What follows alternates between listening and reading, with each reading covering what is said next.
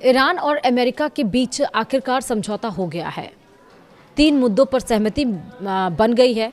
अब जहन में सबके सवाल ये कि क्या अब युद्ध खत्म होने का ऐलान जल्दी ही होगा या फिर नहीं।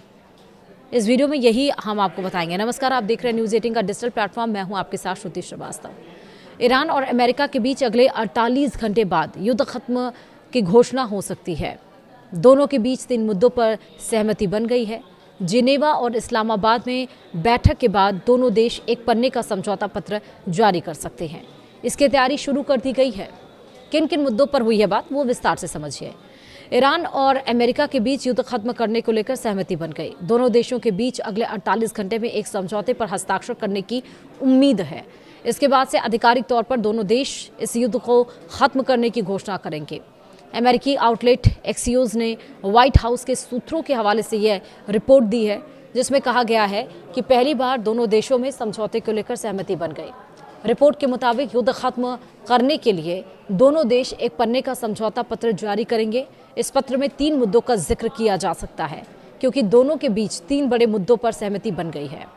और किन किन मुद्दों पर सहमति बनी है? पहला, ईरान यह ऐलान करेगा कि वो परमाणु हथियार नहीं बनाएगा, साथ ही यूरेनियम का संवर्धन भी नहीं करेगा।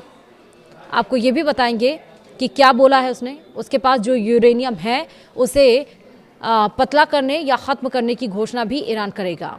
इस यूरेनियम को कहां पर पतला किया जाएगा, इसके बारे में अधिकृत जानकारी नहीं दी गई है। अमेरिकी राष्ट्रपति डोनाल्ड ट्रंप चाहते हैं कि ईरान के पास जो संवर्धित 440 किलो यूरेनियम है उसे अमेरिका शिफ्ट किया जाए। दूसरा समझौता के तहत अमेरिका ईरान पर लगे आर्थिक प्रतिबंधों को खत्म करेगा। इसके तहत ईरान के फ्रीज पैसे भी लौटाए जाएंगे। शुरुआत में ईरान को राहत एवं बचाव कार्यों के लिए पैसे दिए जाएंगे। 2015 में यूरेनियम संवर्धन के बदले अमेरिका ने उसके $150 अरब की राशि को अनफ्रीज करने की बात कही थी, लेकिन बाद में डोनाल्ड ट्रंप ने ऐसा नहीं होने दिया।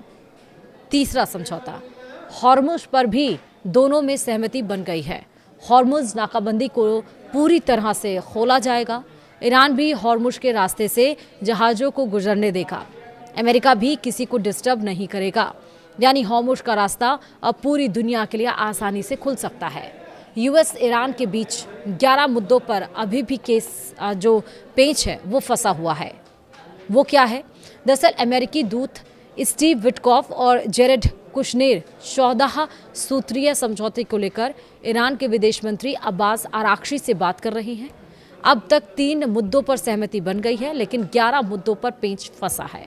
अगले 30 दिन में दोनों देश इस मुद्दे को सुलझाएंगे। अमेरिका के विदेश मंत्री मार्को रूबियो का कहना है कि ऑपरेशन एपिक फ्यूरी को खत्म कर दिया गया है। हम आगे की बातचीत शांति से करेंगे। वही रिपोर्ट के मुताबिक समझौते की बैठक इस्लामाबाद या जिनेवा में हो सकती है। अमेरिका की तरफ से इस बैठक में जेडी वेंस और ईरान की तरफ से एमबी गालिबफ शामिल हो सकते हैं।